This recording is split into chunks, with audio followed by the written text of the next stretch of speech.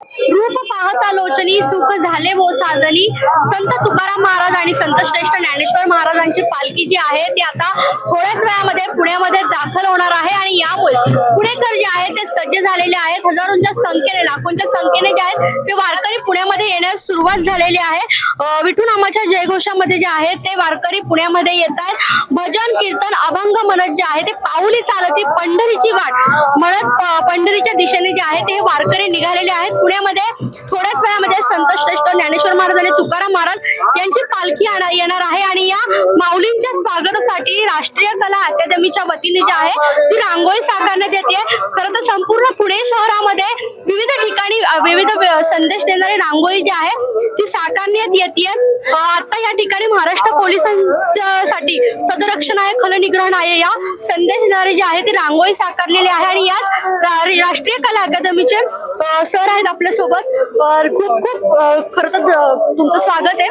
अशी रांगोळी या ठिकाणी स्वीकारताय. पुण्यामध्ये कुठे कुठे ही रांगोळी स्वीकारली, काय काय संदेश देणारी रांगोळी स्वीकारली? आपण यामध्ये दरवर्षी ज्या वारीला आपण रांगोळी काढतो त्यावेळेस वेगवेगळे संदेश देतो की जसं की मुली वाचवा, त्यानंतर स्वच्छतेचं महत्त्व जाणा, वृक्ष लावा, वृक्ष जगवा, असे विविध संदेश आपण देतो. मागच्या वर्षी सुद्धा आपण पोलिसांना सहकार्य केला, नंतर प्लास्टिकचा वापर कमी करा, असे विविध संदेश प्रत्येक रांगोळींमधून दिले जातात आणि ही सेवा म्हणून आपण रांगोळी काढत असतो आणि त्यामधनं लोकांना वेगवेगळे संदेश पोहोचावेत त्यांच्यापर्यंत आणि काही बदल घडावेत यासाठी आपण हे रांगोळी सेवा करत असतो.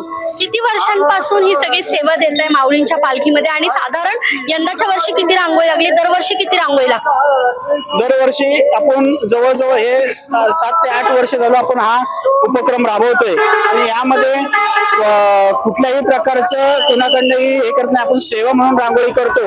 यामध्ये जवळजवळ एक 50-100 किलो रांगोळी आणि कलर याचा वापर आणि गुलालाचे काही 5 पोती वगैरे असे रांगोळी लागतात.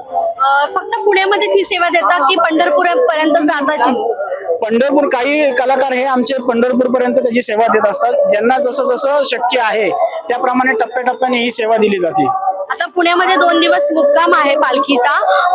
किती ठिकाणी म्हणजे साधारण किती रांगोळ्या साकारल्या जातात? आता यामध्ये आपण ज्या वेळेस अलका टॉकीज चौकात पोहोचतो तो त्यावेळेस जवळजवळ 50 फुटाच्या घेराची रांगोळी आपण त्या ठिकाणी साकारली जाते आणि त्यानंतर ज्या दिवशी 2 दिवस आपला पालखीचा मुक्काम असतो त्यावेळेस आमचे जे काही कलाकार आहेत तर ते तिथली स्वच्छता करतात. पूर्णपणे तिथे प्लास्टिक वगैरे सगळं कचरा गोळा करतात. त्यानंतर तिथं पालखींसाठी, दोन्ही पालख्यांसाठी आपण तिथं रांगोळी सेवा देत असतो, काढत असतो.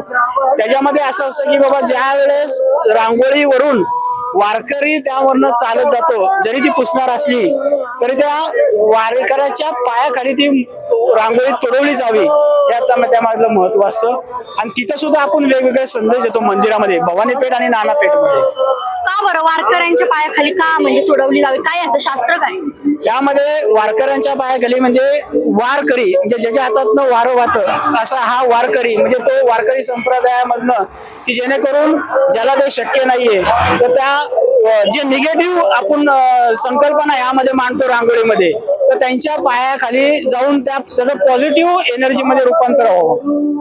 नक्कीच आपण बघतो या ठिकाणी जे आहे ते पोलिसांना सहकार्य करा असा संदेश जो आहे तो या कला अकादमीच्या वतीने रांगोळी साकारून जे आहे ते पुण्यातील राष्ट्रीय कला अकादमीच्या वतीने पुण्यातील संचिती चौकामध्ये जे आहे ही रांगोळी साकारलेली आहे आणि वारकऱ्यांची संख्या देखील आता मोठ्या प्रमाणात यायला सुरुवात झाली. थोड्याच वेळात माऊलींचं देखील आगमन होणार आहे आणि यामुळे पुण्यामध्ये आता अगदी उत्साहाचं वातावरण जे आहे ते पाहायला मिळते. प्रियंका परदेशी, story.com पुणे.